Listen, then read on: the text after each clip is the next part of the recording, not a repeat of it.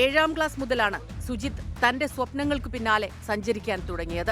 സ്കൂളിലെ cricket, football ടീമുകളിലെ സ്ഥിര സാന്നിധ്യമായിരുന്ന Sujith SN കോളേജിൽ കോളേജ് ടീം ക്യാപ്റ്റനായും കേരള സർവകലാശാല ടീമിലും കളിച്ചു. 2012-ൽ ജൂനിയർ നാഷണൽ ഹോക്കി ചാമ്പ്യൻഷിപ്പിൽ കേരളത്തെ പ്രതിനിധീകരിച്ചു.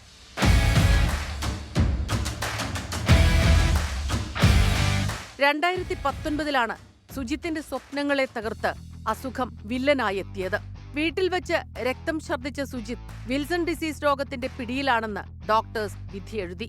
കരൾ മാറ്റിവെക്കുക മാത്രമായിരുന്നു മാർഗം.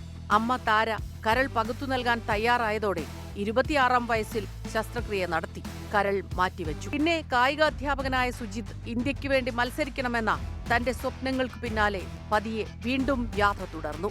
ജില്ലാ ഹോക്കി ടീമുകളിൽ അംഗമായി തുടരുന്നതിനിടെയാണ് ട്രാൻസ്പ്ലാന്റ് ഗെയിംസിനെ കുറിച്ച് അറിയുന്നത്. 2023-ൽ കൊച്ചിയിൽ നടന്ന ഓൾ ഇന്ത്യ ട്രാൻസ്പ്ലാന്റ് ഗെയിംസിൽ 100-200 മീറ്റർ ഓട്ടത്തിൽ മികച്ച പ്രകടനം കാഴ്ചവെച്ച സുജിത്ത് വെള്ളി മെഡൽ നേടി. കഴിഞ്ഞ മേയിൽ ഫരീദാബാദിൽ നടന്ന ട്രാൻസ്പ്ലാന്റ് ക്യാമ്പിൽ പങ്കെടുക്കുകയും ചെയ്തതോടെയാണ് ജർമ്മനിയിലെ ട്രാൻസ്പ്ലാന്റ് ഗെയിംസിന് യോഗ്യത നേടിയത്. ഫുട്ബോൾ ടീമിലും 100-200 മീറ്റർ ഓട്ടത്തിലുമാണ് സുജിത്ത് ഇന്ത്യക്കായി മത്സരിക്കുന്നത്.